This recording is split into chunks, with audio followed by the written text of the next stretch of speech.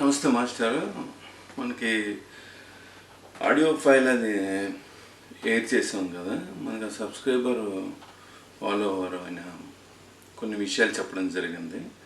ఆ విషయాలు మీతో షేర్ చేసుకోవాలని ఆతృతతో ఈ వీడియో చేస్తున్నాను. చెప్తాను మాస్టర్, ఒక్క నిమిషం. చూశాను మాస్టారు, కాకపోతే ఇప్పుడే మళ్ళీ వైఎస్ఆర్ సపోర్టర్స్ పెట్టే కామెంట్స్కి, టీడీపీ వాళ్ళు పెట్టే కామెంట్స్కి రెడీ అయిపోవాలి, తిడతారని చూడండి అని. అలా ఏముండదండి, మనం న్యూట్రల్గా ఉన్నాం కదా అని. తర్వాత యూట్యూబ్లో కామెంట్స్లో పెట్టడం ఫుల్గా నాకేం తెలుసు, పేదవాళ్ళకి మంచి చేశాడు అండి అని. అవును, కరెక్టేనండి, ఎంతమందికో చాలా హెల్ప్ చేశారు కదండి.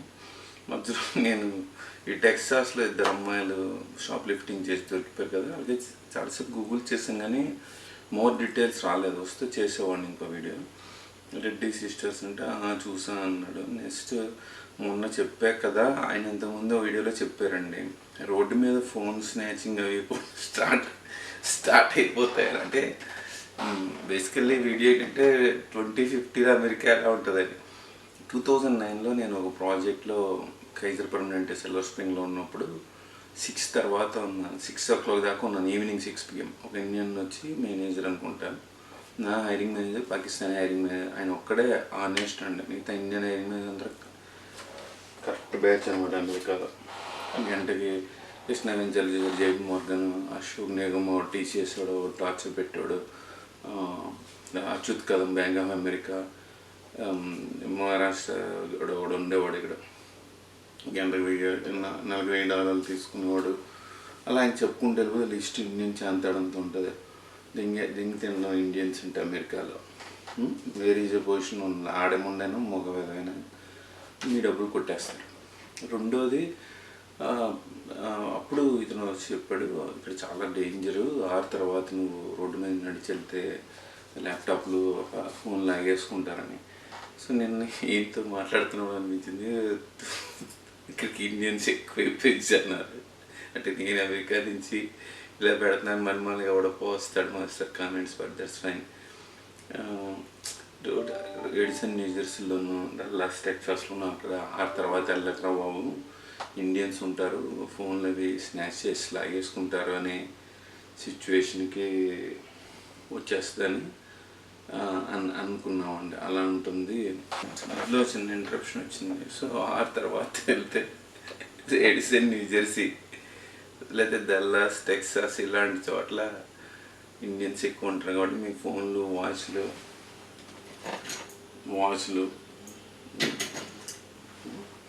మీ ఫోన్లు, ఐఫోన్లు ఎస్పెషల్లీ స్నాచ్ చేసి లాగేసుకుంటారా బాబు అని చెప్పుకోవాల్సిన పరిస్థితి వస్తుందేమో అండి.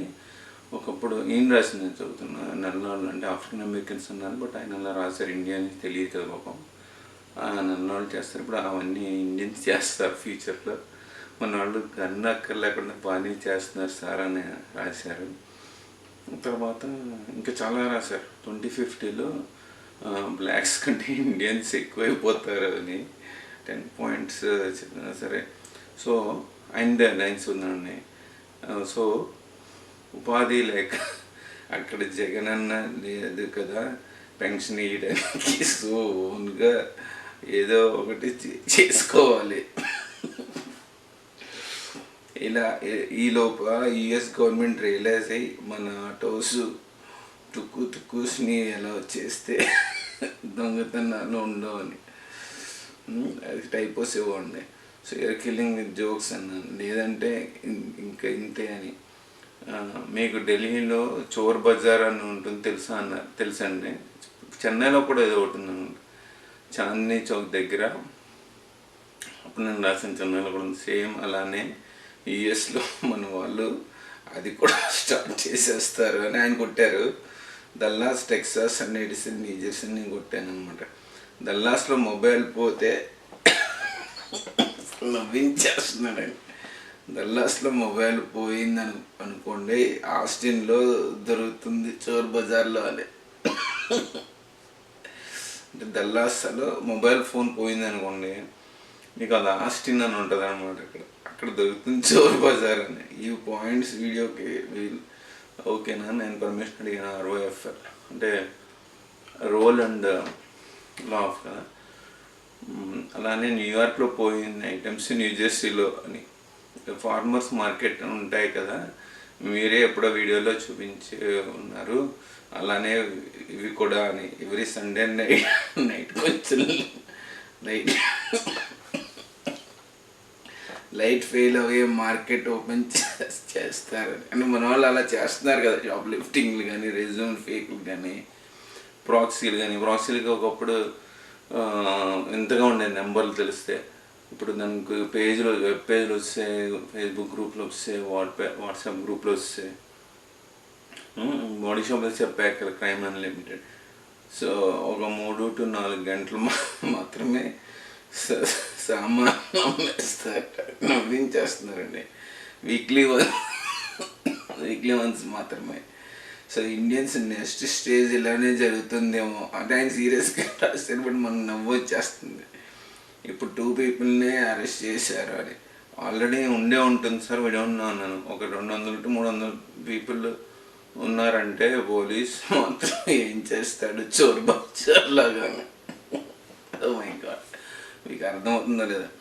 H1B అంటే దొంగతనాలు చేయడానికి కూడా H1B చేయించుకుంటారా ఫ్యూచర్లో అని నన్ను క్వశ్చన్ అడుగుతున్నారు. క్వశ్చన్ ఏంటంటే, అమెరికాలో దొంగతనాలు చేయించడానికి H1B వీసా ఇస్తారా అని. అంటే షాప్ లిఫ్టింగ్ అలాగే H1B చేయించుకుని అక్కడికి వచ్చి చోర్ బజార్ కోసం వర్క్ చేస్తారు అని. అమ్మని అమ్మ, సారీ మాస్టర్. అంటే చోర్ బజార్ అని ఢిల్లీలో ఎలా అయితే ఉందో అలా ఇక్కడ కూడా చోర్ బజార్ పెట్టి మన వాళ్ళు అందులో పని చేయడానికి కూడా H1B ఇస్తారా అని అడుగుతున్నారు. సో పెట్టండి మాస్టర్, 250లో కదా, ఇది గ్యారంటీగా ఉంటుంది అని. ఇప్పుడు కెనడాలో క్యాబ్స్, ట్రక్స్ డ్రైవర్స్ నెక్స్ట్ స్టేజ్లో బ్లాక్ నిగాస్ని రీప్లేస్ చేసేసిన మన వాళ్ళే. కాకపోతే మన వాళ్ళు కొంచెం మంచి వాళ్ళు ఉంటారు, గన్స్ లేకుండా దొంగతనం చేయటంలో స్పెషలిస్ట్ కదా. గన్స్ అక్కర్ లేకుండా మన వాళ్ళు దొంగతనం చేసేస్తున్నారండి. ఇంకో న్యూస్ చూసారా, జగన్ మొన్న ఆయన మనకు కొన్ని ఆడియో ఫైల్స్ పంపారు, అది నేను ఇప్పుడు ప్లే చేస్తాను. అదేంటంటే జగన్ గవర్నమెంట్ ఎందుకు పడిపోయింది, పొలిటికల్ పోస్ట్ మార్టం ఆర్ ఆయన అనాలిసిస్ చెప్పారనమాట. డిస్క్లైమర్ అంటే నేను ఏ పార్టీకి చెందిన వ్యక్తి కాదు, జస్ట్ పబ్లిక్ అవేర్నెస్ కోసం. Thank you. ఆయన మళ్ళీ ఓదార్పు యాత్రకి రెడీ అవుతున్నారు, న్యూస్లో వస్తుందని. ఎప్పుడు వయసు సూనని నేను కొట్టానండి. ఓదార్చకపోతే ఓటు వేసేవాళ్ళు అందరూ ఏమైపోతారో అనేట. సో వైఎస్ఆర్సీపీ వాళ్ళని టీడీపీ వాళ్ళు చంపేస్తున్నారని. 38% people are with brother Jagan.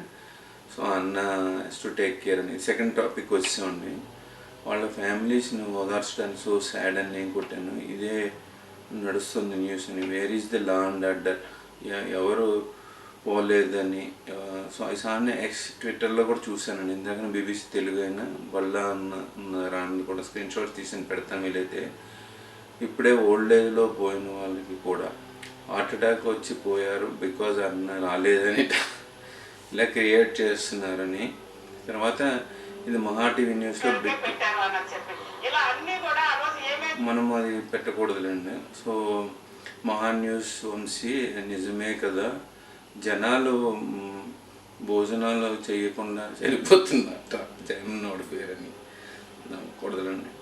No doubt ఏంటంటే నాకు డౌట్ ఏంటంటే జగన్ అన్నకి ఓపిక లేదా, ఇంకా అసెంబ్లీ కూడా స్టార్ట్ అవ్వలేదు కదా, అప్పుడే శకుని పక్షుకులు అని ఒక 2 years వెయిట్ చేశాక ఫైట్ చేసుకుని పోయినా జనాన్ని నమ్మించవచ్చు, అర్థం ఉంది.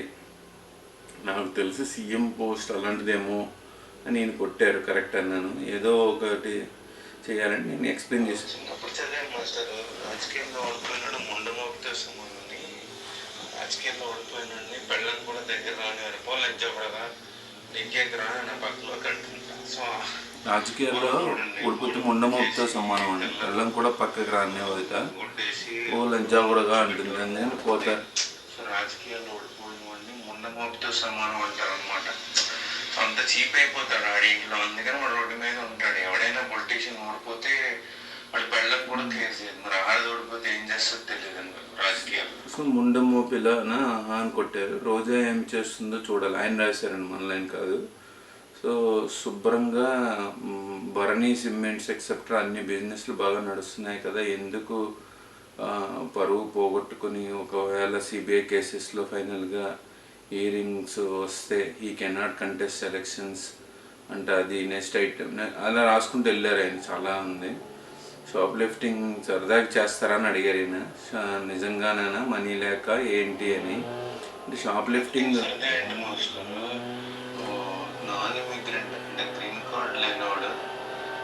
ఐసీ తెలుసుకుంటే ఫ్లైట్లో ఎక్కించండి అది చెప్పాను అనమాట. సో సరదా ఏం కాదని నేను ఒక వీడియో పెట్టాను. ఆ వీడియో చూడమని ఎక్స్ప్లెయిన్ చేశాను. ధన్యవాదాలు.